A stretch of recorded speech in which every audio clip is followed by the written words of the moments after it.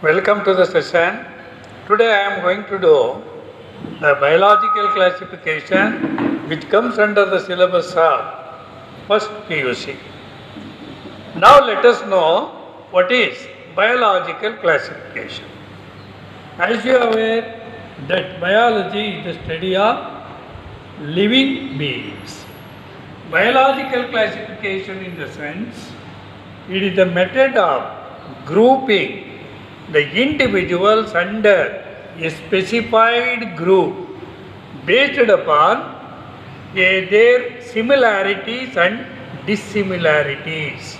Or in other words, it is the method by which the organisms are grouped into their respective group based upon similarities and dissimilarities. That is the definition of a biological classification. Now, let us know how it was said to be classified. How the biological classification was introduced, who introduced it, and how many systems of classification are there, and ultimately which is the acceptable one.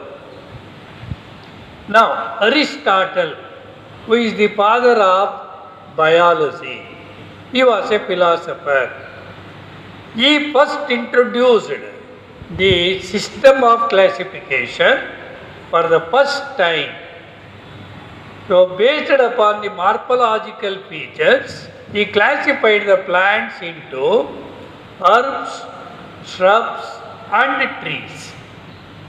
As you are aware, herbs are the shorter forms, shrubs are taller than herbs and shorter than trees, and the trees are the taller plants and are perennial. That means they live for longer time. Based upon the morphological features, Aristotle classified the plants into herbs, shrubs, and trees. With reference to the animals, he classified the animals into two types. One group are those which possess RBC in their blood. RBC, red blood corpuscles or red blood cells. And the other group without RBCs. And of course, this is a vague classification or rough classification and is not universally accepted. But as it was the first time introduced by Aristotle and there were no alternatives at that time, it was accepted to some extent. Later on, Carolus Linnaeus, who is the father of taxonomy, introduced two kingdom systems of classification. So he introduced two kingdom system. Remember, Aristotle also introduced two kingdom system of classification. So he also introduced this one. He classified the living beings into two groups. One is Plantae and another is Animalia.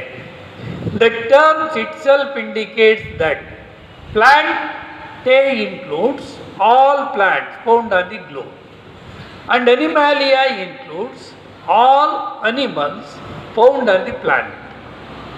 This was the two system of classification, two kingdom system of classification introduced by Linnaeus.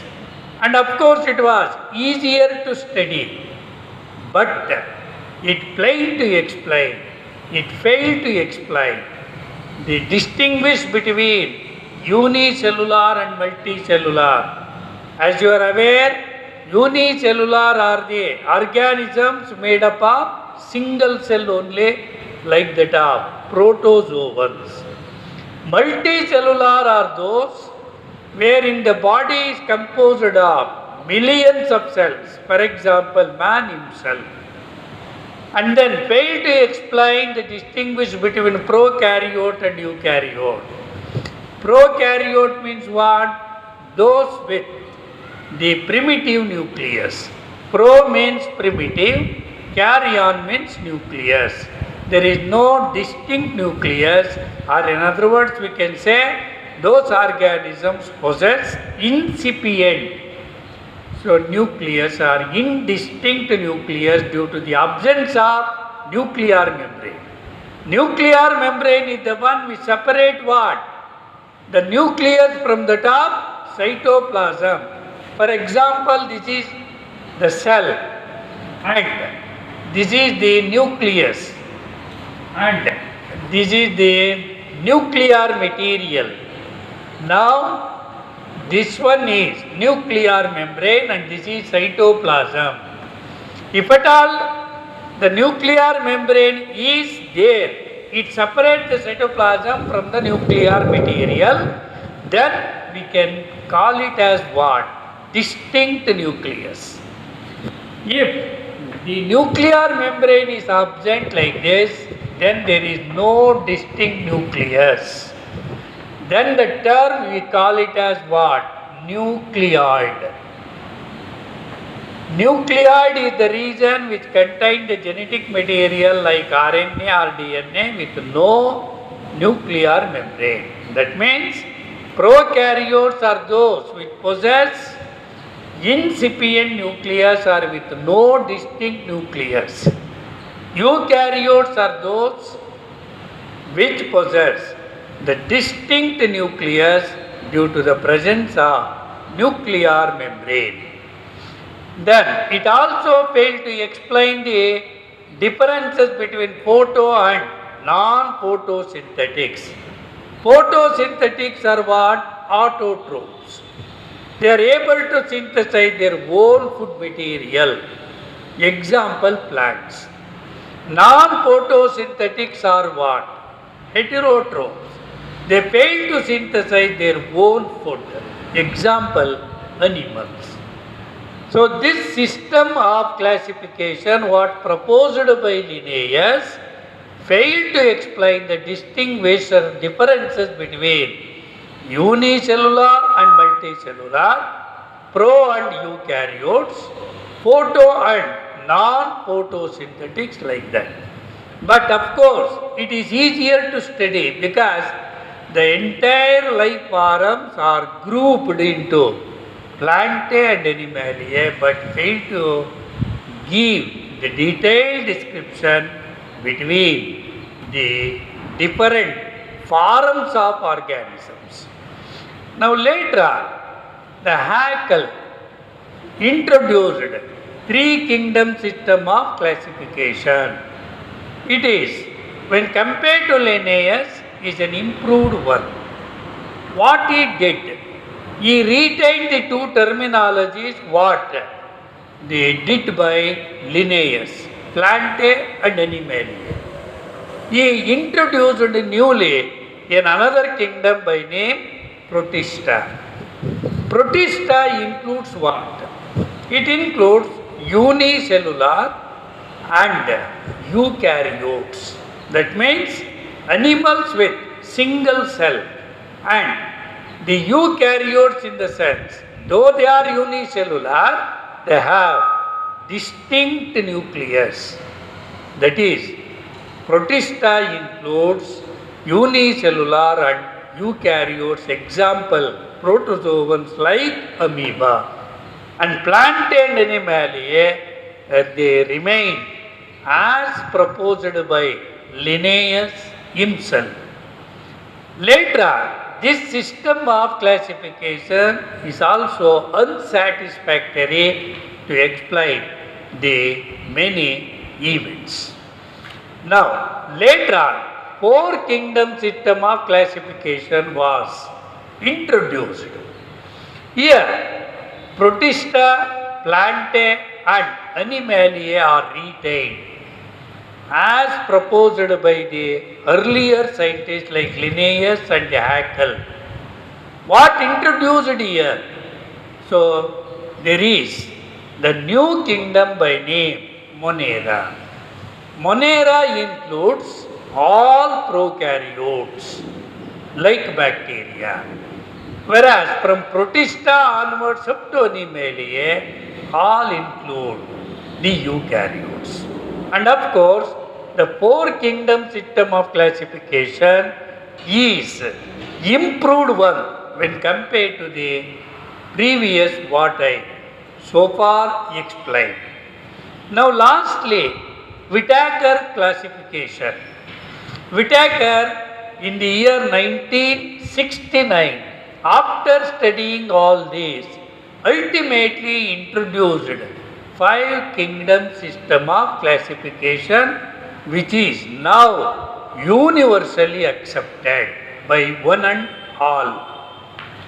Whittaker here in the five kingdom system, so four kingdom system contain Monera, Protista, Plantae and Animalia. He introduced here newly in another kingdom by name Mycota. Mycota in the sense nothing but fungi. Fungus is singular, fungi is plural. Fungus is a non-chlorophyllous plant. Fungus is a non-chlorophyllous plant. Example is mold. Bread mold like that. Either may be a white mold or the black mold like that. Now, according to Whittaker, which are the five kingdom systems? They are Monera, which include exclusively the bacteria, Protista, which include unicellular organisms but are eukaryotes. Example is the protozoans. Then Mycota. Mycota in the sense fungi. The study of fungus is called mycology.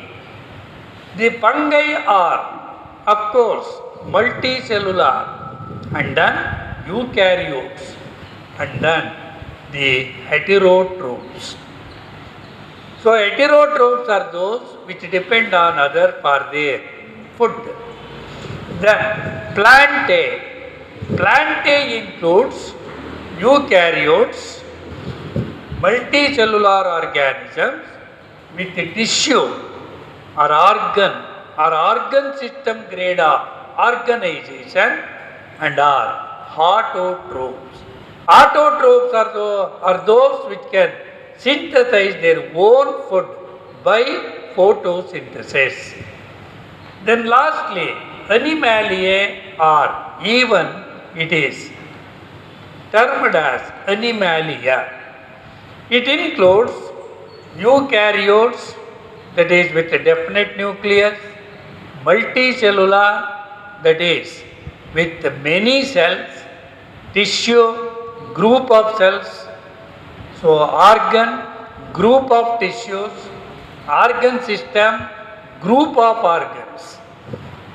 So tissue, organ or organ system grade of organization and are heterotrophs.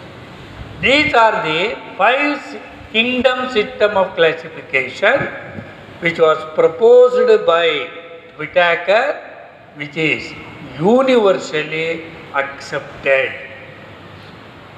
So that means at present there is five kingdom system of classification.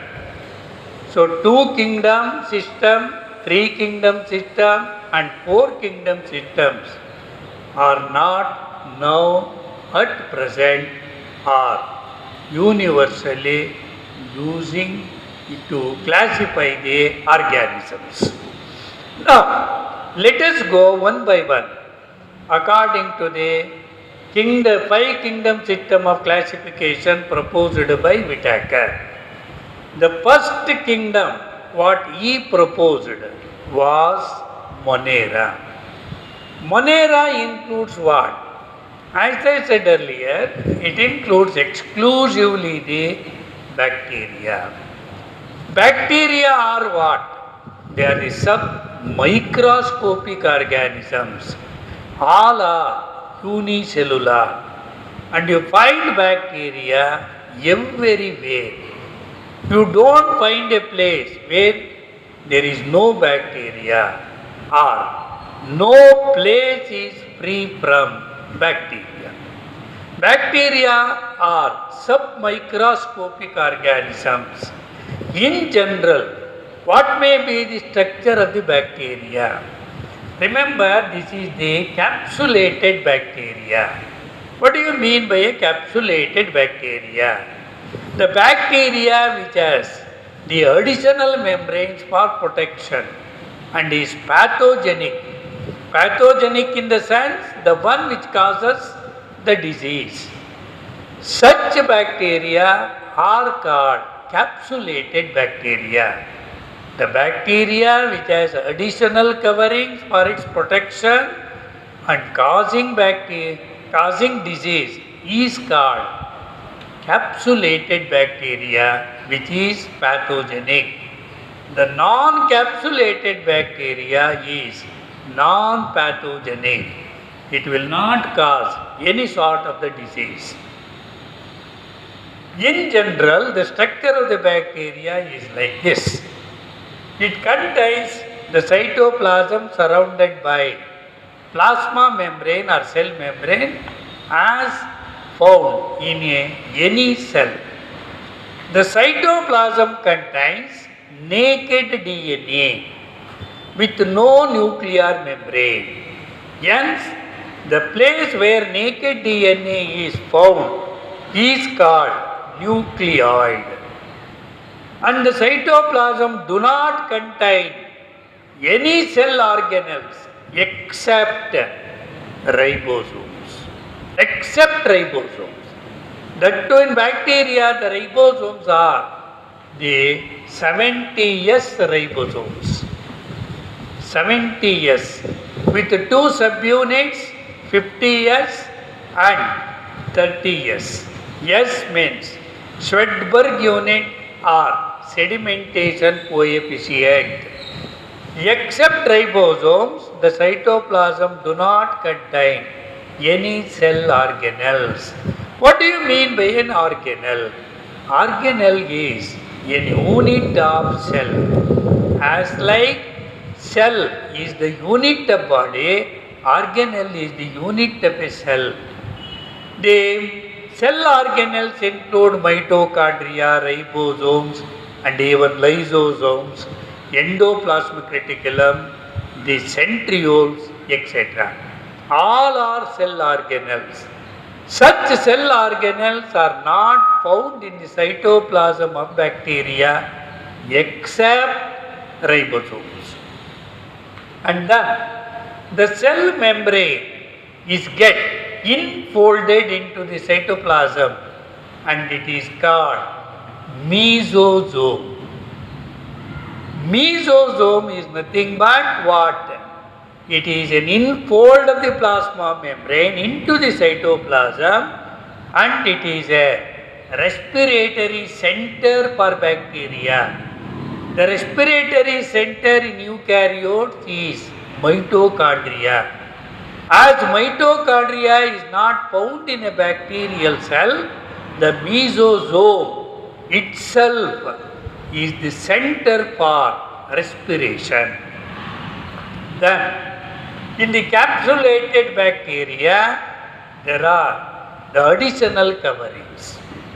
So, in these additional coverings, the outermost membrane contain what? Hair-like structures called pilus.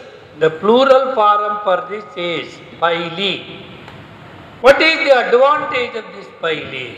The pili are helpful in attaching to the host cell. That is the pilus. And then at one end, you can see the whip-like structures are called flagella. Flagella are helpful in movement of the bacteria. And as the plasma membrane is covered with additional membranes, this bacteria is called capsulated bacteria and capsulated bacteria are pathogenic bacteria. The bacteria which cause diseases are called pathogenic bacteria. Those which do not cause the disease, they are called non-pathogenic bacteria, and they are non-capsulated bacteria. Remember, the bacterial size in general ranges from 0.7 to 20 micrometer. 1 micron is equal to 1/1000 of millimeter, or 10 to the power of -6 meter. So the size is 0.7 to 20 micrometer, or the length is 12 up to 12 micrometer. This is the structure of the bacterial cell regarding size and even said to be the length. I told you that no place is free from bacteria. For example, the soil, 1 gram of soil may contain nearly of about 2.5 million bacteria. Remember, many bacteria are useful to man. For example, nitrogen fixing bacteria, and majority of the bacteria, and of course, are harmful to man, causing various diseases. Now, let us know about the salient features of the Monera kingdom. That is, the salient features in the sense, the characters, particularly characteristic features are unique features of the Monera kingdom. First one is, all Monerans are what? Unicellular and prokaryotes. That means the entire body is composed of only one cell, and they do not have what? Definite nucleus. They have only nucleoid, not nucleus, due to the absence of nuclear membrane which separate the nucleus from that of cytoplasm. Cytoplasm, I hope you know, it is the matrix of the cell. Then nucleoid. Nucleoid is the region in the bacterial cell where naked the DNA or RNA, which is the genetic material, is found without the nuclear membrane. Then the cytoplasm do not contain any cell organelles except ribosomes. The ribosomes are the protein factories of the cell, remember. And these ribosomes found in the bacteria, as I said earlier, are the 70S ribosomes.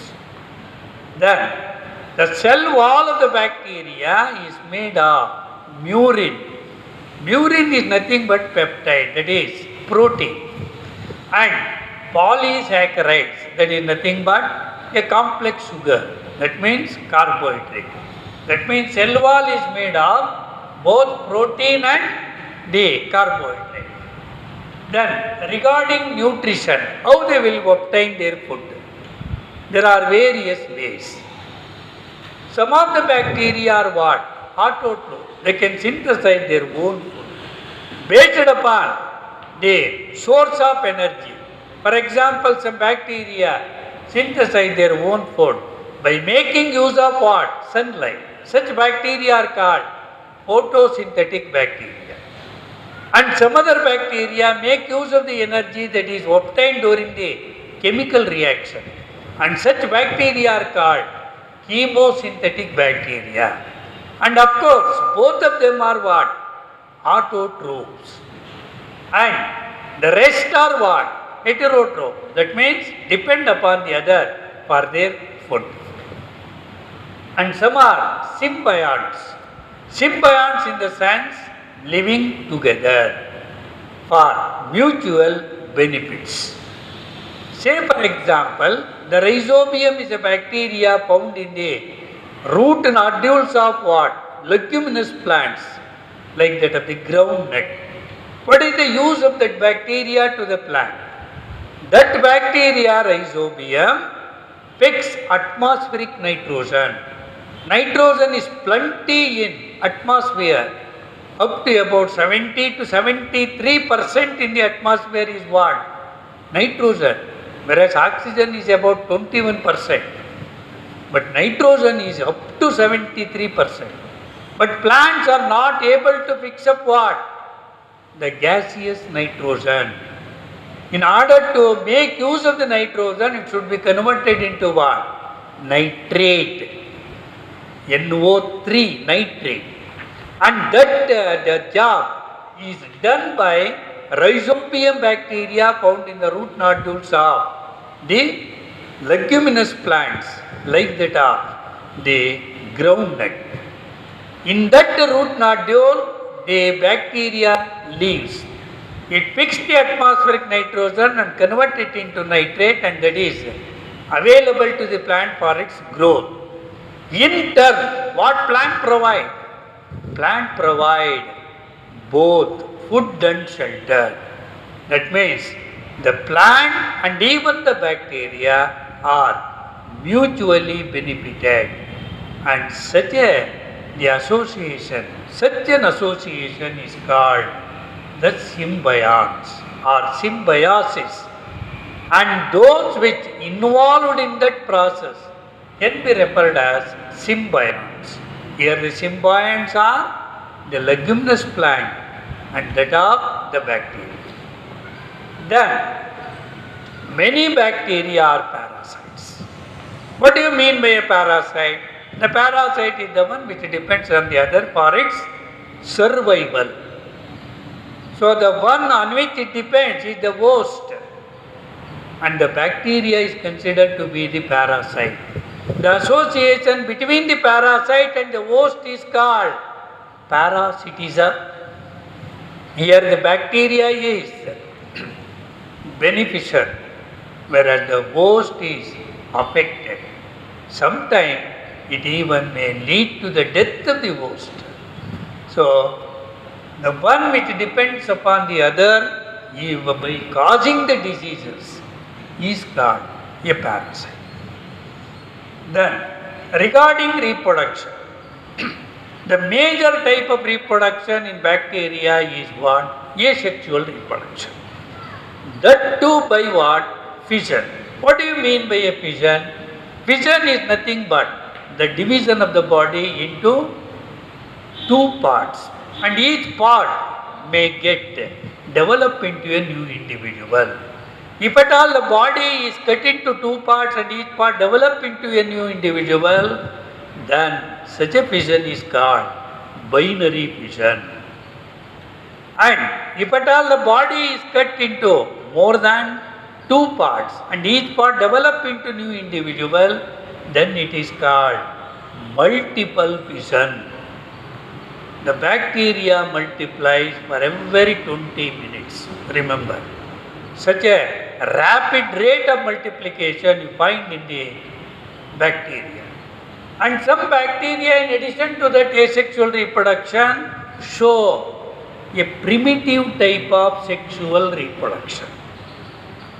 Not typical sexual reproduction is found in the bacteria as like in a man or as like in any other higher forms. But here, very primitive type of the sexual reproduction you find in the bacteria, where you don't come across what is known as the male and the female bacteria. But during that type of sexual reproduction, the two bacteria, they come together like this. Come together, pair. One is called as the positive strain and another is called the negative strain. And such a phenomenon is called conjugation. You find it particularly in the protozoans. For example, the paramecium like that. So, here, even in bacteria, of course, the paramecium come under Protista, not under Monera. Even in bacteria, the two bacteria plus strain and the minus strain. One is treated as the male and other is to be the female, but not typical male and female as like in higher params. Whenever they come together, at the point of the contact, the cell membrane is get dissolved, and later on, the nuclear material is get exchanged between the two strains, and such a type of reproduction can be referred as sexual reproduction, and the process is called conjugation.